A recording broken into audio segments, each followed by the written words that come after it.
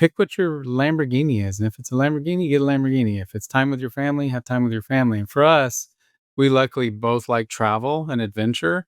So we don't drive super fancy cars at all, but we travel a lot. This business allows us to do that. So when it gets hard and we want to sell everything, we think, but this is how we get to go to Europe with our children. This is how we get to do these adventures that are priceless to us. So it's not that we love real estate or love houses even. So we love the freedom real estate has provided. And so there are days where it feels like a grind, but what it affords us is priceless.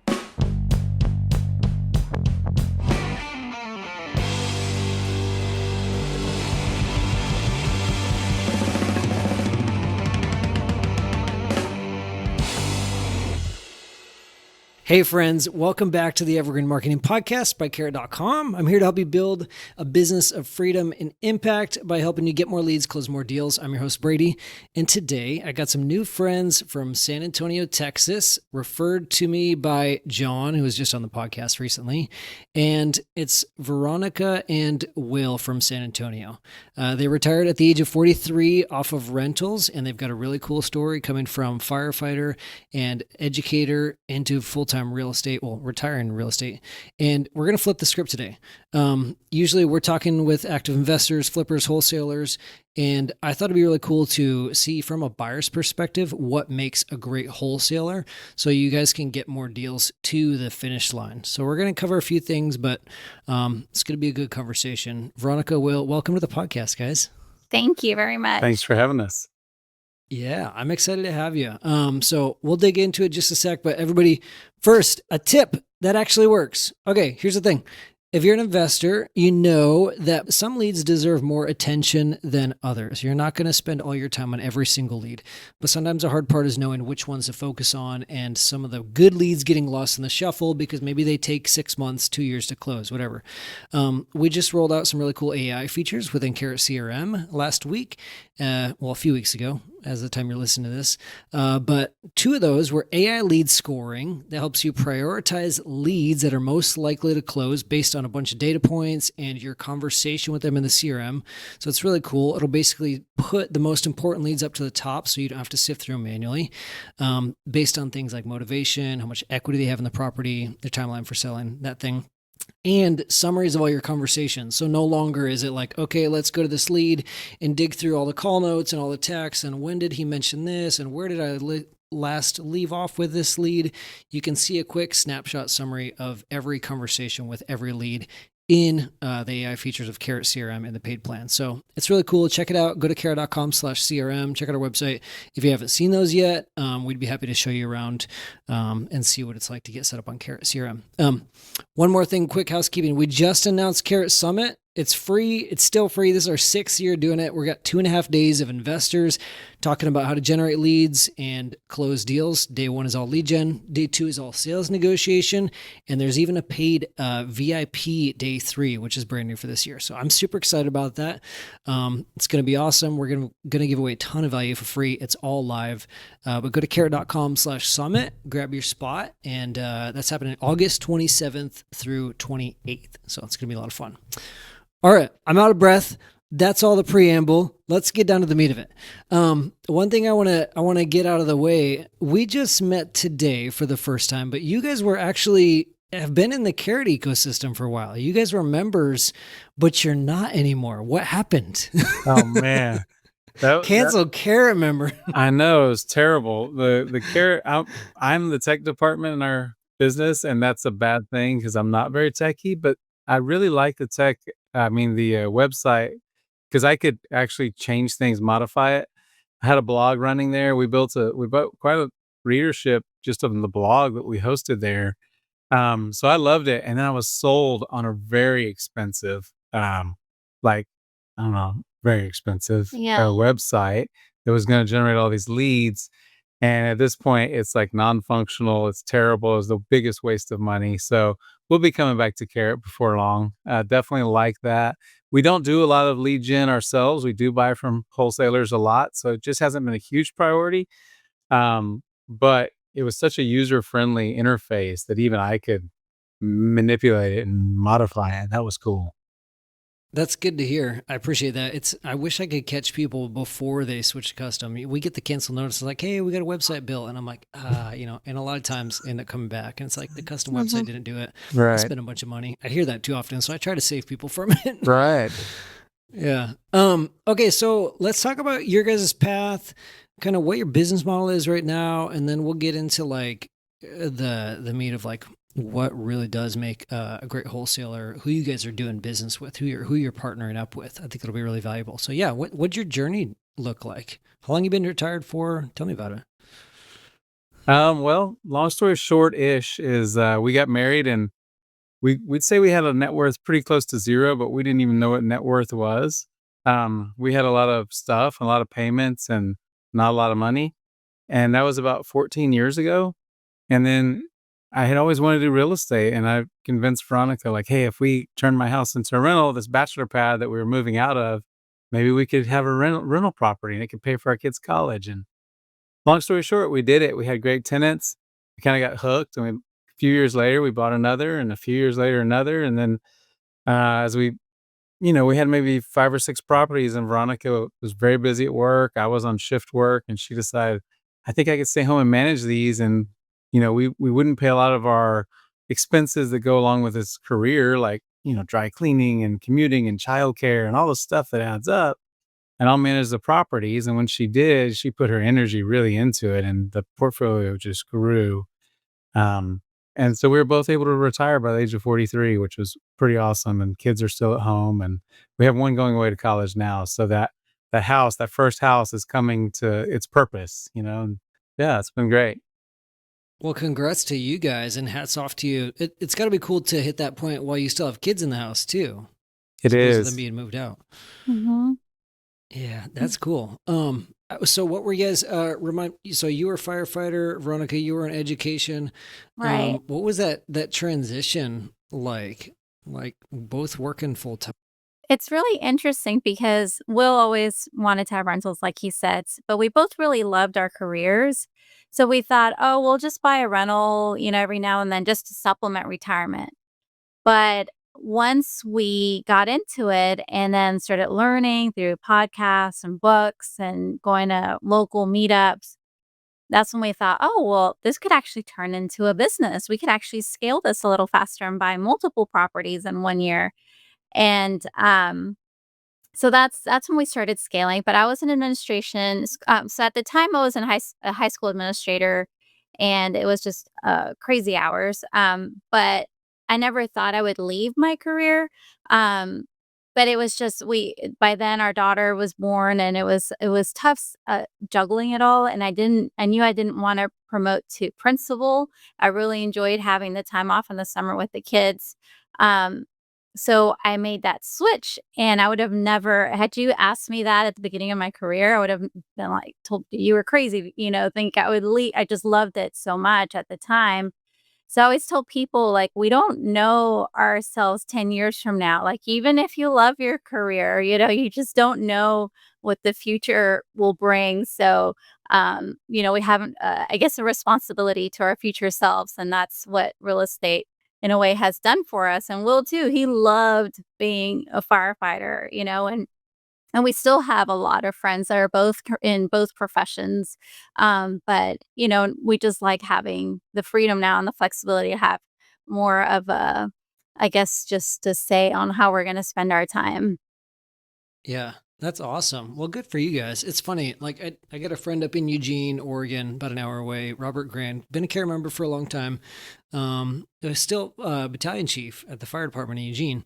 And yeah, I know a lot of firefighters, like just hyper interested in construction and real estate. And I don't know, I feel something about it just lends itself well.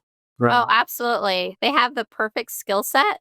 They study structures for one, and then they just know their community so well, and they talk to they if you I'm sure you've met firefighters, like, they just have these really strong social skills. They just know how to talk to people, but they see people unfortunately, they see a lot of people during their worst times, so they just learn how to navigate through those really sensitive situations. So it definitely lends itself to real estate.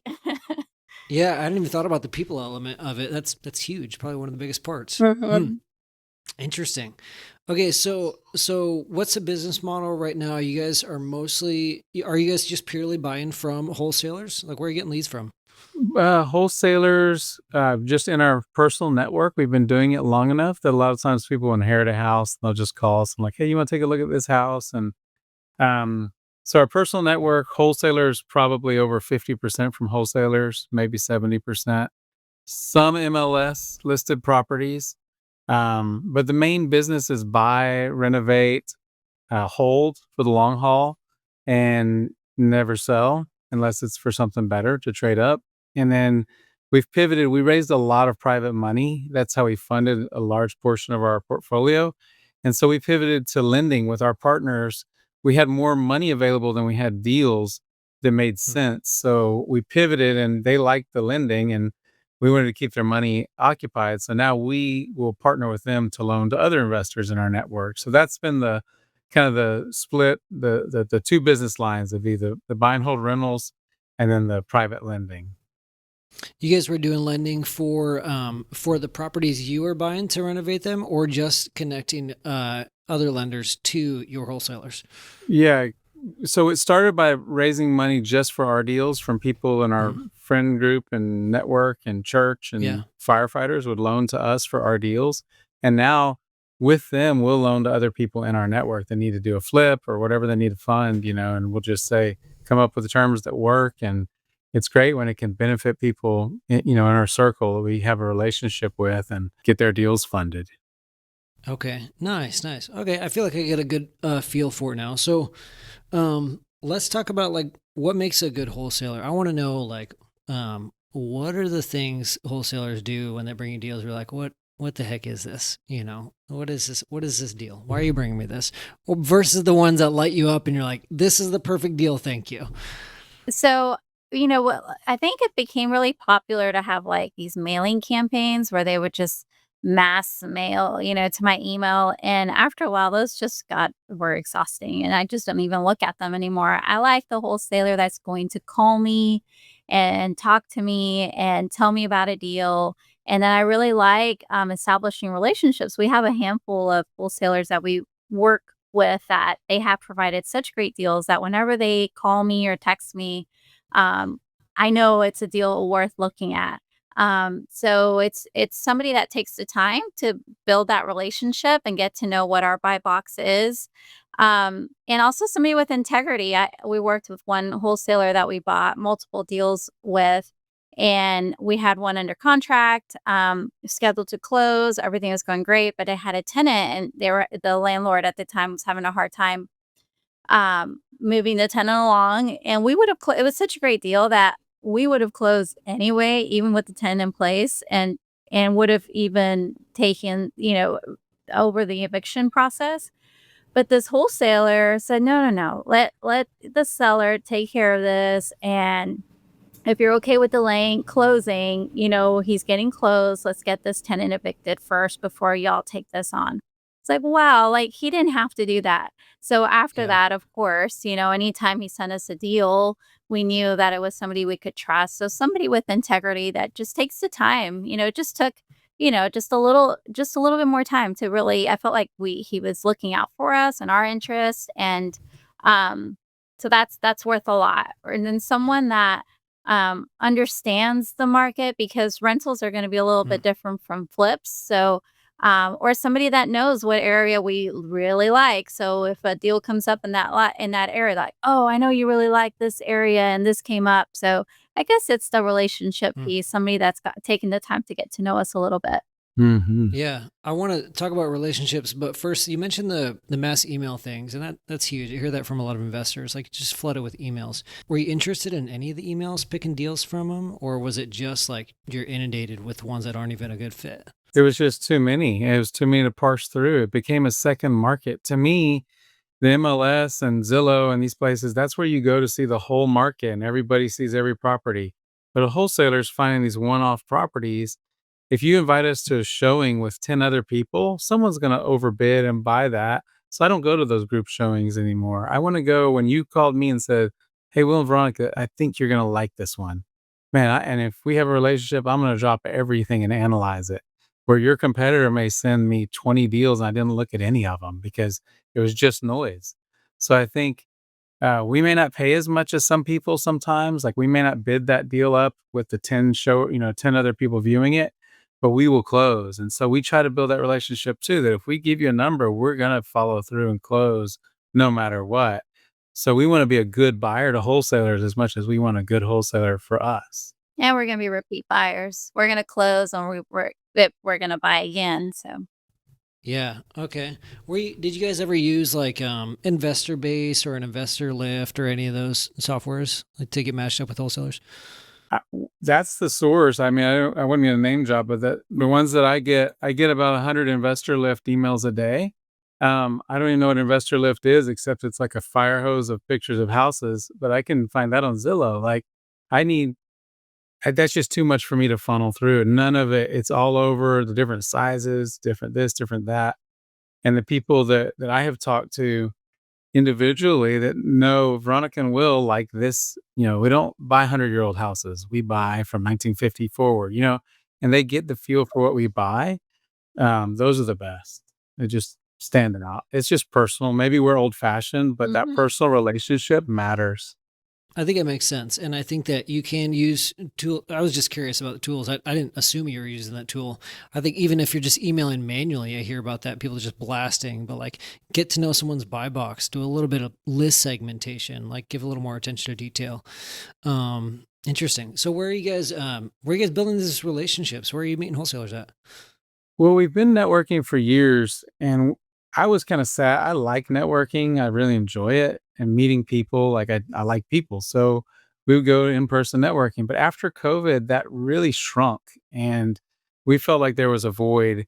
And I was leaving my career around that time. And so we built a small group kind of for first responders to help them with learning how to invest in general. And after a couple of years, there was a lot of interest outside of that community. So we started a meetup, just a informal meetup. And when we opened it to the public after a couple of years of being really for firefighters, it blew up. And so now we have a really active event once a month. It's free for everyone to attend.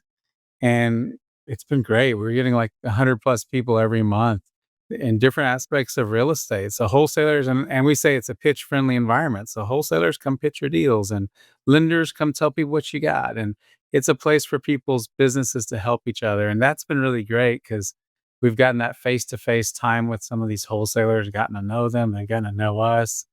And so I'd say that's been a big one lately is hosting that event or just attending events like that. And another one too was a wholesaler that we've bought several now from. He cold called us, and I happened to answer, but it was like not something about the phone number, I guess. Maybe it was his personal line or something that because I don't always answer them, but something that I Spam likely. It's a 847 area code or whatever. right, exactly. Yeah. And so he called, but what stood out was he said, I saw you own a house on this street on Tidewind or West Ashby or whatever properties that we own. I see you own a house on this. I have a lead on that same street or the next street over. Is that something that would interest you?" It's like, oh, like he took the time. It's all public records, but he took Yeah. the time to see that we own some of like, oh yeah, I love that neighborhood. What do you have? And then that developed into a relationship. Mm. Interesting. Interesting. Yeah, I like that better than like, hey, I'm a wholesaler. Are you guys looking for properties? Yeah, very specific. When you guys had the carrot site, were you getting wholesalers reaching out that way? We did. It's been a couple years now, but we did get some wholesalers reach out that way and ask for our buy box. But mostly, I'll never hear from them again. I think some of them were maybe they'd gone to a conference and were real excited, and then when they figured out it takes some work, they fell off. So you see that there's a lot of turnover in this industry, but the ones that stick are awesome. Like that's what we want to build the relationship with, ones that will be around for a while. Um, Yeah, so we've seen them come and go, but there are some that have stayed with it through the ups and the downs and, have gotten really good at what they do. Are there any indicators or like red flags or things like How do you know when someone's going to stick around? So it's worth pursuing that relationship, if that makes sense. When you got over 100 people showing up at an event, how do you get a sense, a gut check for like, okay, I think these guys have what it takes, so they're going to bring deals eventually? That's a really good question. I don't know. I think it's Just intuition. well, I think sometimes I do spend energy on people that aren't gonna go anywhere with it, but I'm also giving my energy back to like a lot of them are younger than I am. I think I want to give back to the people that were us 20 years ago. So I give to them information that might help them whether they want to do rentals or keep wholesaling. Um, and so we just kind of pour into these younger people, and some of them stick it out and get encouraged, and some of them don't. But it's not wasted energy if if you gave somebody hope or maybe help them see that there was a possibility of something more than what they're experiencing. And the energy's been positive, and we're trying to build a culture of abundance there where people share openly. And like John, who was on the podcast, John Barbera, he was a guest speaker, and I think everyone was surprised that he would tell everyone what dialer he used and what CRM and everything he did, he gave away freely. And he's always done that because he knows most people won't do it. But if they want it, he's going to give them the tools. And I love that idea. Like there's plenty of houses for all of us, you know? And it keeps you working too. It keeps you motivated It because does. a couple out of the 1,000 are going to implement. It's like, okay, I Yes. gotta keep So my edge. We only need a couple. We only need a couple. I also think that we really appreciate like really genuine people because some people are just really good at sales, and that's great, but it's like you can kind of just see through that after a while. But somebody that's really genuine and super transparent and might say things about the property that's not very attractive, like it's this, but it's a full rehab and tells you upfront that it's going to the slab is gonna it has foundation work or something significant like that, then I'm gonna listen because this person's being really honest, and we're not gonna waste a lot of time. So I appreciate that, and then it also matters to me, how they treat the seller, so if they're being really honest with me, that I'm hoping that they're treating the seller also with integrity because a lot of times these are really sensitive situations, and we have actually bought from sellers. I had a one seller that contacted me. It's kind of a roundabout way, but a wholesaler had gone to her and had written up the contract and everything, and just an older single lady, and she was really being taken advantage of.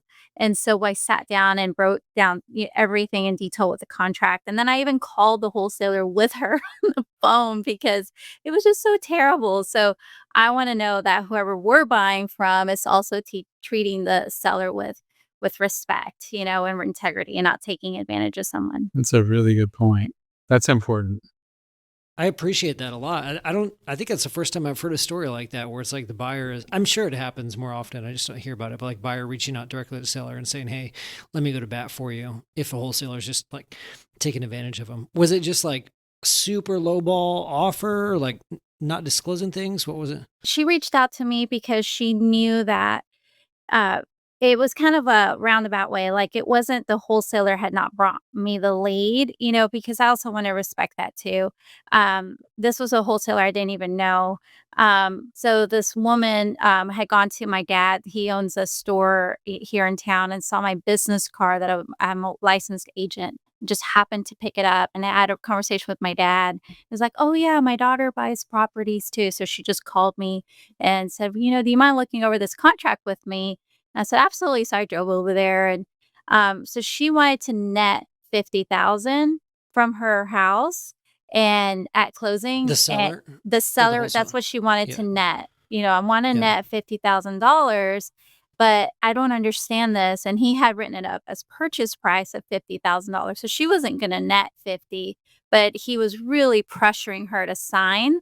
And so I explained that to her. I was like, no, like we went over how much she owed on her mortgage and everything and explained to her, you're not going to get anything. And so he had written up the contract to where the purchase price was 50. And so that, but, she kind of, thought there was kind of, there was something not right. And thank goodness she did and didn't sign it. So yeah, that was the way that situation worked out. Mhm. Good. You saved a homeowner, saved their equity, all their hard-earned equity. Holy cow.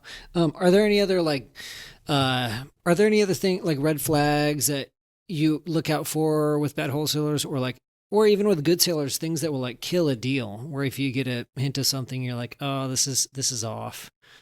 You know, I don't know about a red flag, but one thing that I think about is that makes a deal if I see someone that's really manipulating their comps, like Veronica has her license, which means we have access to the MLS, we can see what's sold. And it's nice that they include comps, but if they're irrelevant comps to make their numbers look favorable, that seems dishonest. So if they're really good comps, then that's great and helpful. But if we see that they're picking and choosing the comps that support their numbers only, and manipulating things, then that discredits that wholesaler in general. Um, Another one is when they put together a repair budget. Like the three of us could each go out and get a roof repair or roof replacement bid on the same house and be within a $5,000 range. I would prefer they say it needs a roof. But you don't need to bid that for me. I do this. We know how much we pay for a roof. So I like a good set of pictures, a list of things they think it might need. Um, but we're going to put together our budget. If they include a budget, that's fine. But we don't really give it much credit. Like we're going to come up with our own budget. So those are a few Interesting. things. Are you guys the oddballs there? Because I also hear from investors, like the end buyer, and say like, do the math for me. Like I want to know. So I hear both sides. I say I am an oddball in general, but in that I don't know. That's just how we like to do it. Like we see we'll see like needs a full rehab, $30,000, and we know that's a $80,000 rehab. Just at a glance. So I don't think that all wholesalers have the experience flipping houses to come up with accurate budgets. Just tell me what it needs. And our They got to pricing go is very they got to different. go firefight and see some fire damage homes first to then Yeah. fully understand. Or we go get an insurance job. we do we have favorable pricing too, because we do volume with our contractors and stuff. So it's just too hard to me for someone to estimate what it's going to cost us to renovate a house. So that's something that I just prefer good comps if you're going to put them in there, and mainly a list of what you think it needs, year built, some basic facts. I can't think of any other real red flags that come up. Um, there's a lot of wholesalers that add a bunch of junk fees. I won't keep buying from them. Like, there's just put a name on something and to add a new fee. I don't do that. We'll do earnest money. We've had people What are they try. called? What are the line items? Like what are the It just was wild something ones that like you've seen? administrative something fee, $900 or something. I don't even know what it was. And it's like, well, I'll charge you $900 back. I don't get it. Like, what is that for? Your job is. Yeah. We don't ask the wholesale fee. We let that. We don't need to know. I don't care if someone makes 50,000 or 5,000. If the deal works for us, we do not care how much the wholesaler makes. Um, but those kinds of fees, or we've had wholesalers that want to receive earnest money directly to them. We'll never do that. That goes to the title company. But I think that other people might give them a $3,500 check, and that's just not going to happen with us. Um, but yeah, those are a few things that I don't care for and probably won't buy from a wholesaler again. And if someone can, here we do a lot of assignment of contracts. I know some places people are going to the double closing, but if they can save us some of those expenses and make the deal, more profitable for them and for us, we'd rather do a wholesale assignment. Hmm. Yeah. Okay, that makes sense. You already answered one of the questions I was going to ask, which was, do you ever care how much a wholesaler makes, like how much the commission is? Would there ever be a number that made you care if it was like just crazy? I'd rather not You know? know. Like, I'd rather just be in the Yeah. dark about it. There are times, Assignment we know. but like, let's say we have a friend that's like, I will not let them make $35,000. And I'm thinking, but if I was going to be a wholesaler, I'd spend $35,000 in marketing. Like you know what I mean? If I want to go generate my own leads, I'm going to spend money on marketing. So I would just as soon pay a great wholesaler because they're budgeting and they're putting their time and energy. They're earning that money to me. It's up to me to make the offer that makes sense. And oftentimes our offer is not what they're asking. If they're asking 200 and 160 is what works, we just have a real unemotional conversation. And typically I'll tell them, hey, we're not going to haggle. Like, used car salesman, like, here's our price that works for us, and we're going to give you this price. And we understand that you can go sell it. You may find a better buyer and please sell it, but this is our price. I don't want you to think this isn't my best price. And the agreement is that they also won't be hurt that we offered less because they can try to sell it to someone else. And if not, maybe they can renegotiate their contract, but they at least know where Will and Veronica are at on price if they want to sell to us. And Ye so we feel like that's fair if we took the time to go see their property. I think for me, I don't there's not a fee, like, we've paid some really significant fees, the whole, assignment, wholesaler fees, but I to me, it doesn't really matter. I'm like, well, at first, it's like, "Oh, man, we coulda gotten it for that price." Well, no, not really, because we didn't do the marketing, we didn't go negotiate with seller. I feel like they did the work, they put in the work, so they should get paid for that, and good for them if they were able to negotiate, those prices. That was their skill set or whatever. As long as they did it with integrity and didn't take advantage of seller, then good for them. So, to me, it doesn't really matter. We've tried. For briefly, we tried doing our own lead generation and thought, "Oh my gosh, that's like a full-time job." We had full-time jobs. That's not Yeah. why we got into this, right? So, and then it's like, "Okay, we can do our own lead generation, but we'll hire an acquisition manager." Well, then what, then to just buy from a wholesaler by the time you start scaling and managing people, and it's like, we just need to develop these relationships. Will loves going to all of the meetups, and his skill set is he loves to go talk to people. So it's like, just let's just leverage that, and he goes, so we just felt like that was our marketing. We go to these places, but then it's on our time because we really want to be able to pick and choose. We really wanted to prioritize our time with our family and our kids at this season in life. We left our careers for that time. Otherwise, we should just staying in our careers, right? Um, so that's how we were able to justify it. So to answer that's a long, really long answer, but to me, it's just I just think like that wholesale fee. Well, that was they're really, really killing it. They're really talented and they earned it. And the cool thing about paying somebody or letting someone make 30,000 on the deal is they come back to you to buy again. Like it's short-sighted to be like, "Oh, I don't want you to make 30 grand or 35 grand," which in our market would be, I think, pretty good, um, in our price points.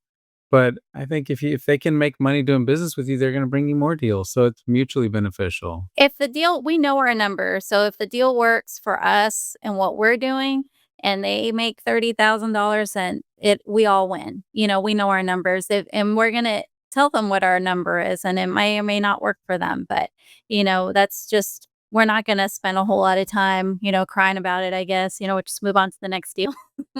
Yeah. Well, and it sounds like you guys are buying from a tighter circle of wholesalers, and you know that they have some integrity and there's some trust there. It's different than like just working with anyone. Um, what advice would you give a wholesaler that's just trying to start up relationships with end buyers like yourselves?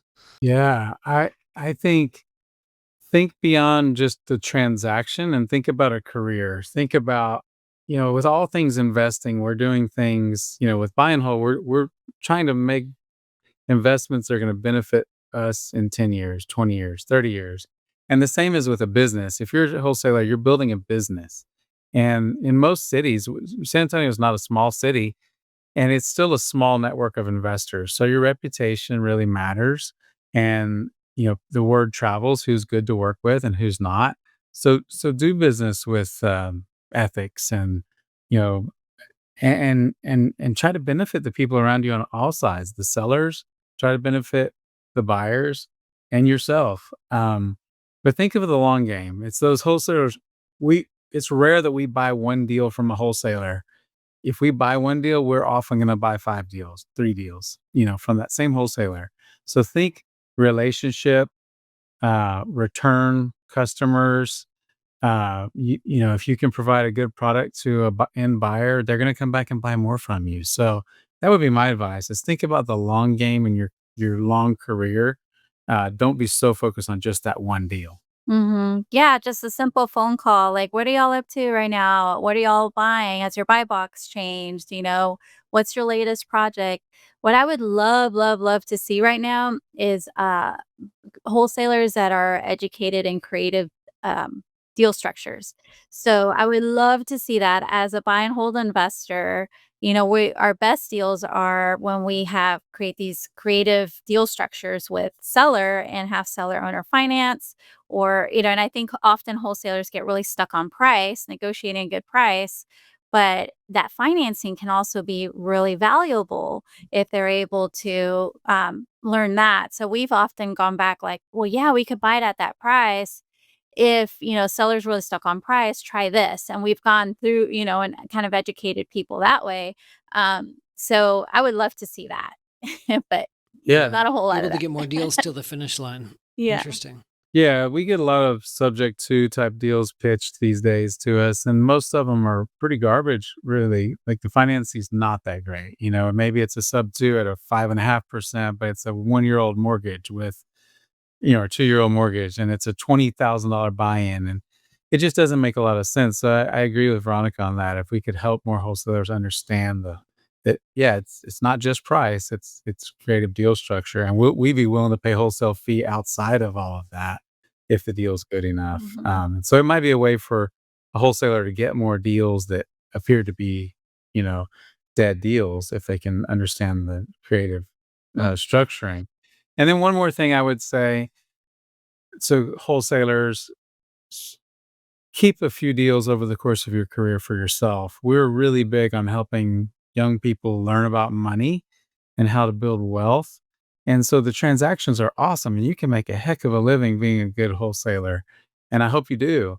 But you're also in a great spot to find really good deals for yourself.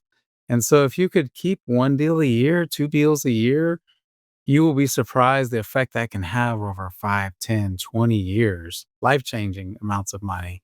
And so I try to get people that are just thinking transaction to think about wealth building for their future also. Because as Veronica always says, it's hard to know who we're going to be in 10 years from now, what our priorities are going to be. Are we still going to love what we're doing? But building some wealth gives you a lot of options. So that's one thing I would, the people that are listening to this podcast are out there, they're making these connections, they're finding these sellers, find some deals that you can put together for yourself too. That would be my advice. That's good advice. Yeah. And honest advice. I appreciate you guys saying that even when you could be buying the deals from 'em. It's like, Yeah, no, you got to keep believe some for there's yourself. abundance for all of us. Yeah. Okay, cool.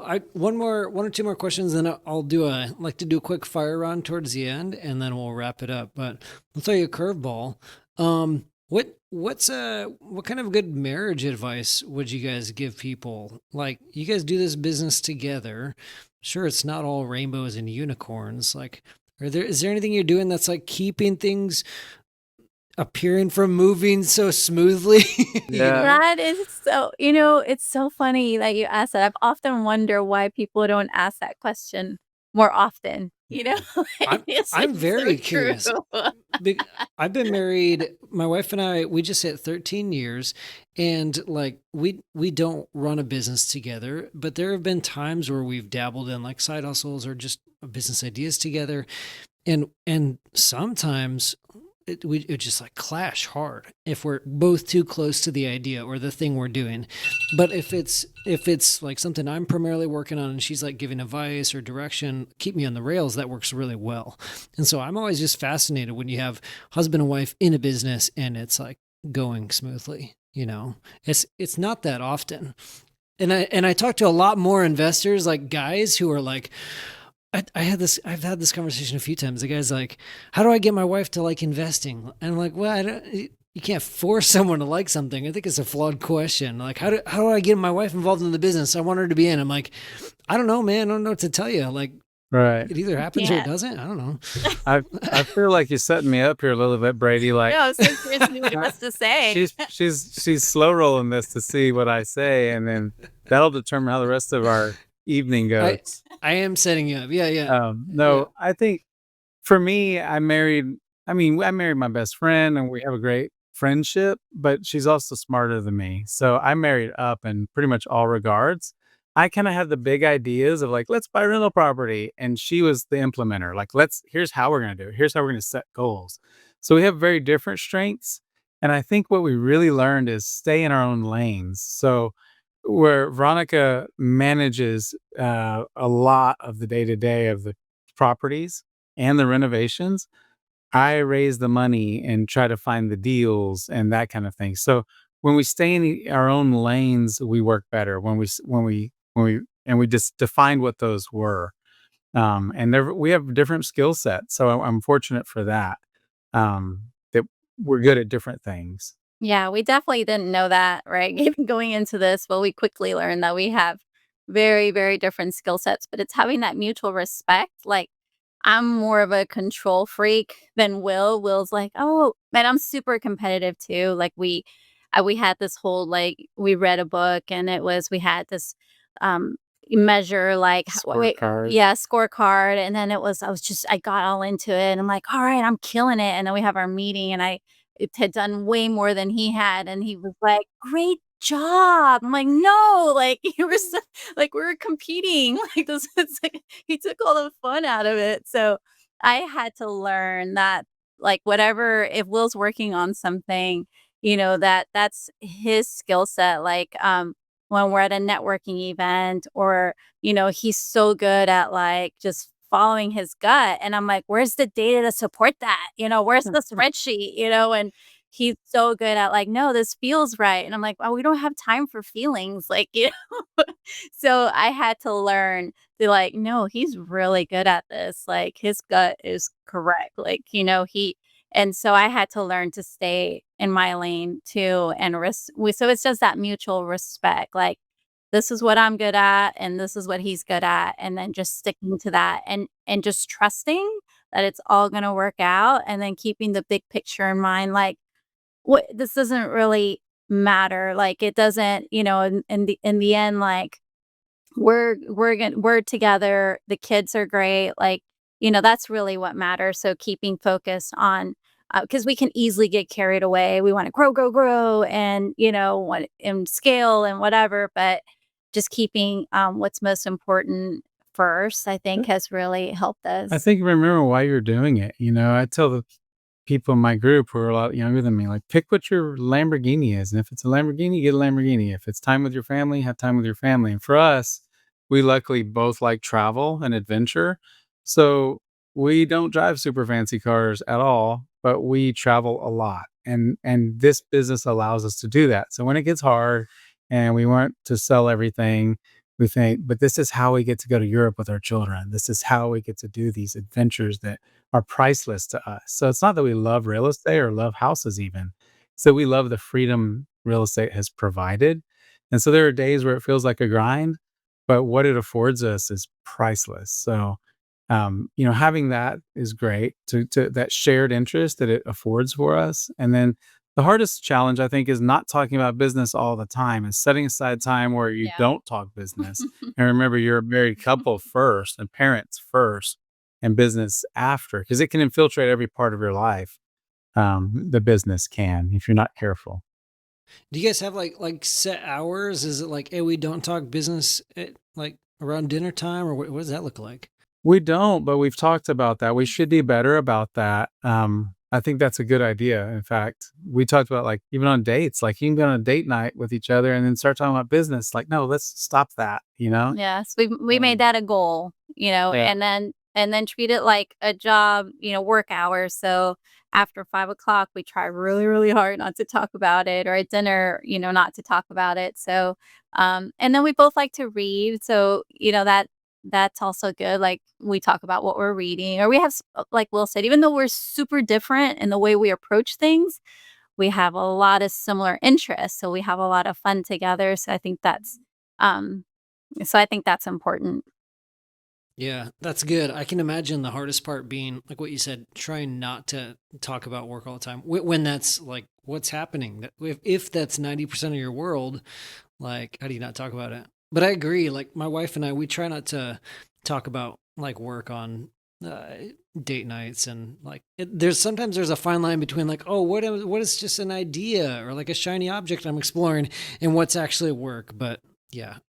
So I think that's true. good advice. I get the sense, Will, maybe this is a rude assumption, but like, do you get squirrely, shiny objects syndrome? And then Veronica keeps you on the rails. Yeah, I Is think there any of so. that? I definitely think that's true. I'm One, speaking from experience, yeah, just so you know. and one thing that's made us successful is we've kept each other on the rails to some degree. We almost got into a few different things and we pulled each other back. We were really close to being general partners on a syndication deal, and it seemed like a huge honor to be asked to raise money for this deal and be active. And we were days away from signing on the dotted line, and we chose not to. And I'm proud of that. We together decided not to, and I think that's why I've been successful.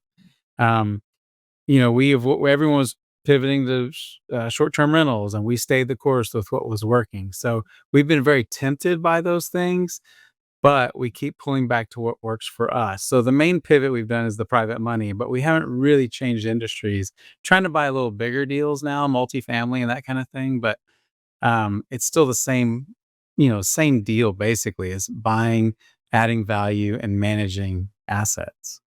Yeah. Okay. This is good. This is good. Okay. I lied when I said it's my last question. I got to stop saying that. It's never the last question. Before we do the quick fire round, but I get the sense like your guys' relationship, you're almost mentors to each other in some ways, like keeping each other accountable, keeping each other focused, encouraging. So my question is, do you guys have like mentors or, people in real estate that are kind of guiding you, any coaches? Or do you not really have much of a need for that? Not formal. There are some people who are ahead of where we are that mentor us informally, and we're really grateful for those friendships.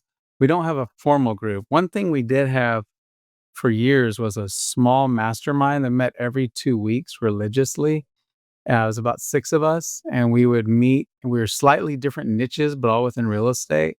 And during that 3 or 4 years, I think we experienced more growth than we did at any other time. And I've been seriously planning to put together another mastermind type event that's small, about 10 people maybe, um, for my own selfish benefit and for the people around me, because that accountability, we would set accountability or goals for 2 weeks out. And as that date approached, if you hadn't met your measures that you set for yourself, you would, oh, let me hustle and get those done. So that group was really great. And I wouldn't say anyone was that far ahead of the others, but we held each other accountable and we would help troubleshoot. We'd come with a problem and the others would help you see it from a different angle. That was really valuable to our business. And I definitely want to get back to that. Yeah, that's huge. Yeah. I would share that same sentiment. Like times when I've had like a really tight community, whether it's like a small group at church or like a mastermind for work stuff, like that's where the real growth happens. It's Yeah. crazy. Absolutely. Hmm. Mhm. Yeah. And it's Cool. exciting. It's exciting to see the other people around you growing. It's motivating, inspiring, Yeah. Yeah. It's because you're not in it alone. You're in the trenches with people. You're not just off doing this crazy thing where all your relatives are like, what the heck are you up to? Yeah. Cool. Well, that was a fun, unexpected side conversation, but let's do this. Let me do a quick fire round. I got 4 questions for you, and then we'll wrap it up. You guys have not been prepped for this. I'm going to put 2 minutes on my fictitious clock right here. We're going for just quick, honest answers, and we'll see how much value we can cram in as we wrap it up. Number 1, best piece of marketing advice, because it could be a strategy or a tactic. A little bit different for you guys because you're not doing like direct to seller marketing, but what's your single best thing there? Tell people what you're doing. Tell them what your business is. A good friend of mine the other day said, "I don't exactly know what you do in real estate." Well, that's my fault. How have I not told him? Tell people, use social media to tell people. That's how I've raised the most money, is just telling people. I'm using their own money, and I'm giving them a higher rate of return. And tell people what you do, whether it's in person or on social media. Tell people what you do. Doesn't have to be salesy. Give advice. Help people, and people are going to be attracted to it. And be consistent, right? You have to be consistent. It takes a lot of touches. So, if we pause for a while and whatever it is that we're doing, so we have like, we want to attend an X number of meetups a month, X number of posts, X number, and constantly be, putting ourselves out there. Yeah, that's good. That's good. It's always a little bit of a gut punch when someone's like, I have no idea what you do. And you've known them for years. Like, oh crap, what am I doing wrong? Okay, number 2, what's a book that change your life, and in a few words, like what's the problem it solved? It doesn't have to be real estate. It could be. You wanna go first? You got No, one? go ahead. Probably 4 disciplines of execution just came to mind because it's not specific to real estate, but it's great for goal setting. And the 4 disciplines of execution is the book that Veronica mentioned a minute ago about the scorecard where we had lead measures. You take your lag measures and you turn them into lead measures, and you can measure those. So if I want to lose 10 pounds by next year, well, don't just pray for it, but say, I'm going to walk 3 miles a day, 3 times a week, and I can measure whether or not I did that. And if I did it, I check it. And if I didn't, I don't check it. And then we can hold each other more accountable. So I think turning big goals into actionable steps. That's what that book taught us. And we do that religiously every year. And it helps us set our direction for the year. Interesting. That's good. Go ahead, Veronica. Yeah, no, it's interesting. I'm reading Dare to Lead right now by Brene Brown, and I'm really enjoying it. But a book that stands out right now would be Life and Air. Even though I don't 100% agree with everything in the book, I really like that to keep why we're doing this and to not get so just carried away, with growing and why are we growing and just keeping what's important first. So I really like that book a lot just to keep our priorities straight. And then what is the George Anton like as far as like learning? George Antone has 3 books: The Wealthy Code, The I Banker's really like Code, those. I and haven't read them in a The while. Millionaire. Just good about learning about how money works. And they're short reads, easy reads, but I think those are great. Mm-hmm. Okay, that's good. So I was just talking with an investor recently. Maybe it was Brett Wanowitz who was on the podcast. Maybe it was someone else who was mentioned that they were in the Life and Air Mastermind, I want to say. Okay. All right. Number 3 out of 4. What advice would you give your younger self? Start sooner. Don't be, I was deterred. I wanted to do real estate for 10 or 12 years before I ever did real estate other than buying my house. And I had a realtor tell me, you can't make money with rentals. You don't want to do that. And that was one person's opinion who didn't own rentals.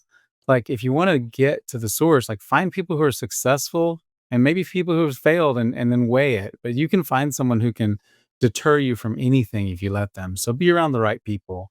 Once I started going to meetups where people were multimillionaires with rental properties, it made that realtor not seem so wise. Like I wish I'd taken my guidance from people who had been successful. So get around people who are doing big things and they're encouraging you.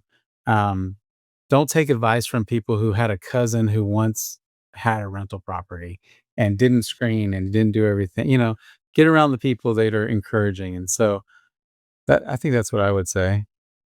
Yeah, I'm trying to think of the quote, Jimmy Napier quote. We all are gonna struggle. You get to decide when. I'm butchering There's going it. to be a period of sacrifice in everyone's life. You get to choose when. If you start young, you sacrifice and you hustle now, you may have, plenty later. Or if you don't have any discipline young, you might have nothing when you're older. And we've seen too many people that retire and don't have a lot and are fearful about how they're going to survive retirement years.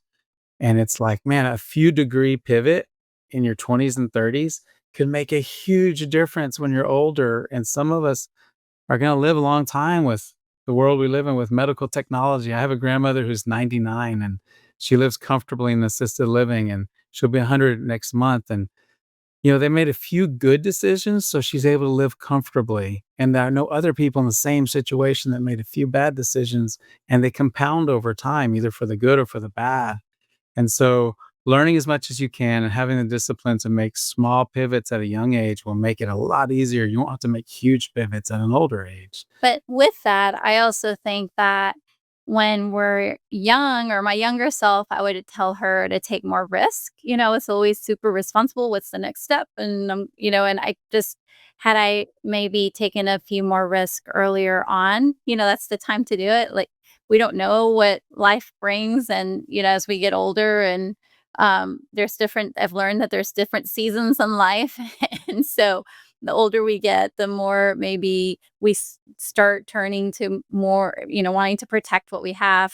And so I think that when we're young, it's the time to really just venture out and take those risks and not worry so much about building that resume for that career that you're gonna hate or whatever. Like, take the risk and follow your gut. That's the time to do it.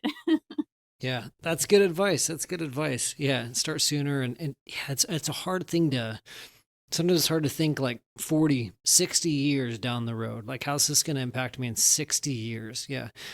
Not to put too much pressure on it, but it's real. Okay. Last question. Is there any impact you're making or anything you're doing outside of real estate that you want to share? Anything that lights you up or anything that's motivating you guys? Man, I that the group we started motivates me. I wake up, I can't sleep the night before it because I get to share something that changed our lives. I mean, to retire, we still work in real estate every day. We're not fully retired, but we could be. We choose to work in real estate because we enjoy it and we're not ready to sit around. Um, and that's not to brag. That's to say that if a firefighter and a teacher can do this, anybody can do this. And it's like it's just great to share it. When you see someone light up or you see someone go buy their first rental or their 10th rental and you were able to help them a little bit, it's hugely motivating to me. And so it is a passion of mine is sharing this information with people, helping them avoid a few of the pitfalls or to say like, yeah, this one realtor said don't buy rentals, but Will and Veronica are an example of that you can do it and they'll even tell you how. And so that's what motivates me and inspires me outside of my family. I mean, my kids are everything, and we have 2, and just time with them, and adventure and so forth. But as far as a cause, is that's it. Giving back in this community is important to me. Mhm. That's huge. Good for you guys. And how old are the kids? We have one that's 18. He's going to Texas Tech in the fall, and real estate's going to pay for it. And we have one that is 13 and is going into the 8th grade. And God willing, real estate will pay for her college as well. That's awesome. That's cool, man. Well, I got a 10-year-old heading to middle school, so maybe I'll be hitting you up for advice on that transition phase. Crazy years. It's fun. It's crazy. Cool. Well, thank you guys for hopping on. I'm glad our friend John, can't remember, John Barbera, introduced me to you guys, and thanks for sharing.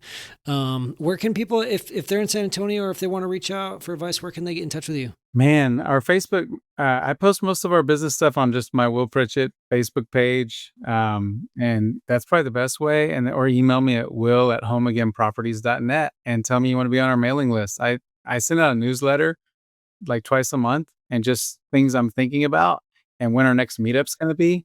The meetup's open to everybody. If you're in town, come on over.